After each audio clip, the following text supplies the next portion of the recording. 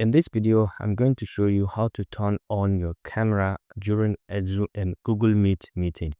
Okay, so to turn on your camera, all you need is to come down here. You can see this small arrow, you can click, and then you have the option to select which of the cameras you want to use. So all the cameras you have connected, you're able to see them over here, and you can select the one that you want to use. Alternatively, you can come to the settings over here. You can click,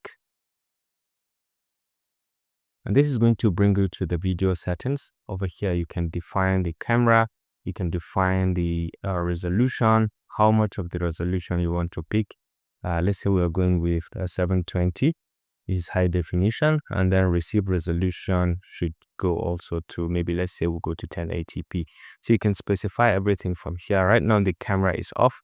If you want to enable it, you can just, after setting up all this, you can close on this, and now you can, let's say we go 720, 1080. So you can come over here and now setting you can turn on the camera from here. So once you click, you'll be able to see yourself in there.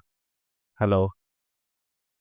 And to turn it off also, you can come down to the same point and just click, and now you are off the camera. If you found this helpful, please leave a like.